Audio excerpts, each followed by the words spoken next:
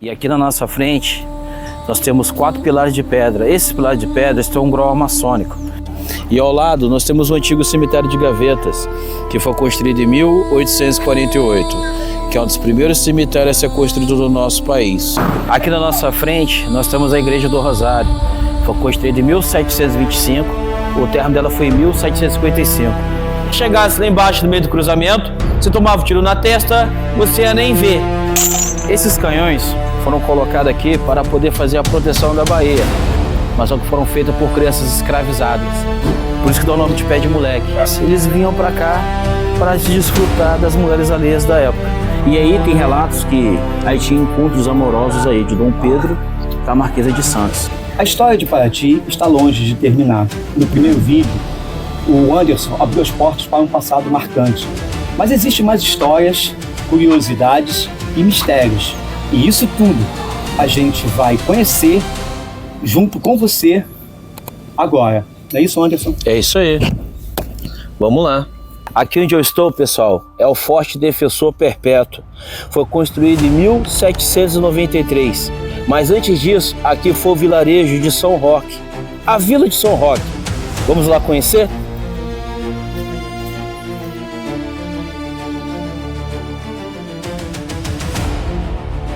Aqui no Forte Defensor Perpétuo, no Mirante, nós temos 4 igrejas. São as quatro igrejas principais aqui do conjunto arquitetônico de Paraty. E cada igreja tinha a sua denominação. Temos a Igreja do Rosário, Padroeiro São Benedito, que era a igreja dos escravizados. Temos a Igreja Nossa Senhora dos Remédios, que era frequentada só por homens naquela época. Temos a Igreja Nossa Senhora das Dores, que era frequentada só por mulheres brancas. E temos a Igreja de Santa Rita de Cássia, que era frequentada pelos índios e pelos negros pardos. Aqui onde eu estou é o portão do Forte Defensor Perpétuo. Em 1822 ficou em ruínas. Depois de passar por uma restauração, Dom Pedro homenageou como Forte Defensor Perpétuo do Brasil. Aqui onde estou sentado, nós temos vários canhões. Esses canhões faziam a defesa aqui do Forte Defensor Perpétuo. Cada canhão, eles têm um brasão da família real, tudo talhado no ferro. E cada canhão tem uma data diferenciada uma da outra. Nenhum canhão subiu para cá na mesma data.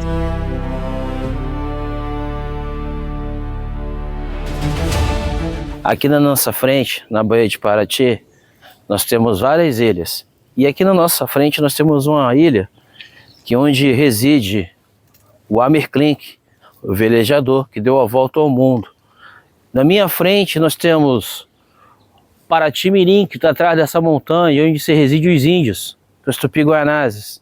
E ao lado direito nós temos o Campinho da Independência, que é o Quilombo, onde estão os irmãos de cor. Aqui onde eu estou descendo, nós temos essa visão panorâmica da Baía de Paraty. E aqui nós temos várias ilhas estratégicas. Nós temos a Ilha do Mantimento. Por que Ilha do Mantimento? Tudo que vinha de mantimento de Portugal ficava armazenado lá. Dava o primeiro tiro às 8 horas da manhã, as pessoas poderiam ir lá comercializar os materiais, as coisas, os benefícios que estavam lá dentro da ilha para si. Dava 5 horas da tarde, ninguém entrava, ninguém saía da Ilha do Mantimento. E do outro lado nós temos a Ilha da Bexiga. Por que Ilha da Bexiga? Naquela época as pessoas vinham doentes de Portugal para cá, debilitadas, as pessoas ficavam lá de quarentena para poder se restabelecer, para poder vir para Paraty, para o centro histórico, né? Se caso as pessoas viessem doentes de lá para cá, ia dar um surto de cólera e as pessoas iam morrer. Do outro lado, nós temos a Ilha Rasa, nós temos o caminho do caminho da Estrada Real, né? Do nosso lado esquerdo, que o ouro era escoado aqui. Passava aqui por dentro dessas duas ilhas aqui, pegando a rota direcionada para a Ilha Grande. E quando chegava na Ilha Grande, lá nós temos o Saco do Céu, que é uma baía. Por que Saco do Céu? Lá, quando o céu está estrelado, as estrelas refletem em cima da água. E esse era um ponto estratégico onde os piratas ficavam esperando os navios portugueses, que são as náuseas, para poder saquear os navios portugueses que estavam cheios de ouro, que estavam em destino para Portugal e Inglaterra.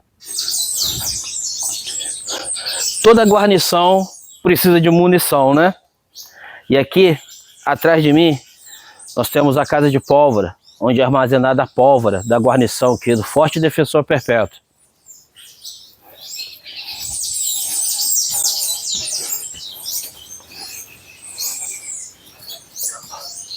As portas são todas original, tudo porta de época. E aqui na frente, nós temos o nosso depósito de pólvora, paredes dobradas de 1 metro. Por quê? Porque naquela época, se você armazenasse a pólvora no lugar quente, o perigo de explosão era total.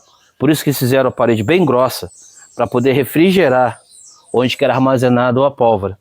Aí aqui a Casa de Pólvora do Defensor Perpétuo, onde eles guardavam munição para poder fazer a proteção da Baía de Paraty. Claro, né? O ouro vinha de Ouro Preto, era escoado aqui, tinha que ter muita proteção. Aqui na minha frente, nós temos a igreja Nossa Senhora das Dores. Essa igreja foi construída em 1800, era só frequentada só por mulheres brancas. E para vocês verem que ela tem uma coisa diferenciada nela aqui, que ela ia ser construída com 2 torres. Naquela época, uma igreja construída com 1 torre estava muito caro. Com 2, muito mais caro ainda.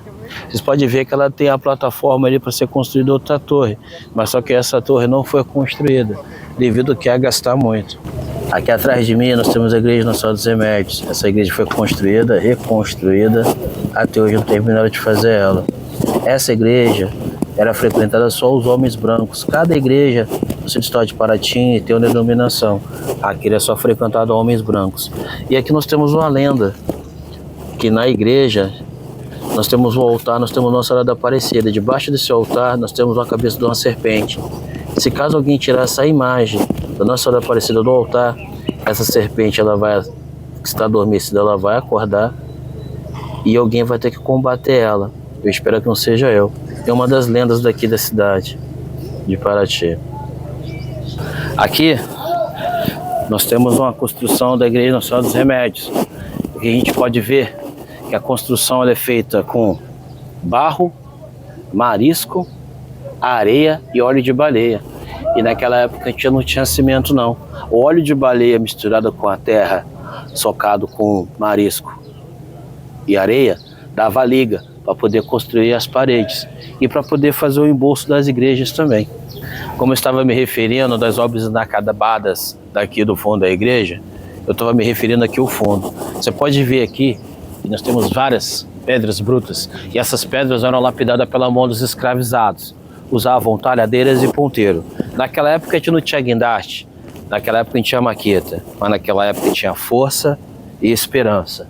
E a gente vai morrer e essa obra vai continuar dessa mesma forma.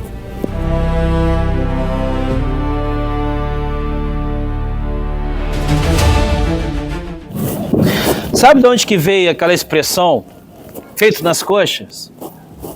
Veio dessa telha aqui, que essas telhas eram formadas nas coxas das escravizadas, que tinham suas coxas mais grossas.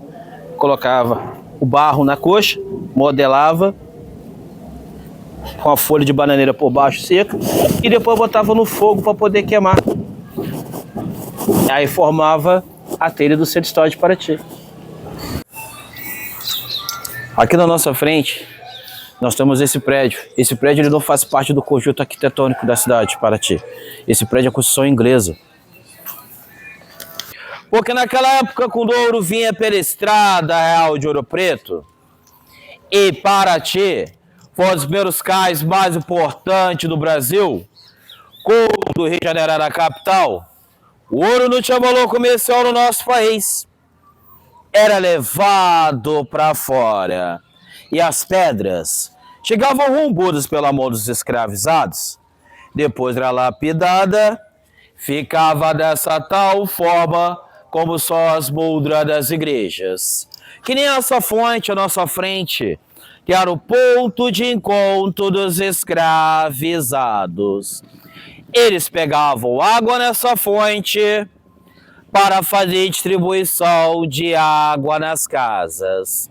E essas ruas de pedra foram feitas no século XVIII e no século XIX mas só que foram feitas por crianças escravizadas. Por isso o nome de pé de moleque, que as pedras não têm formato certo.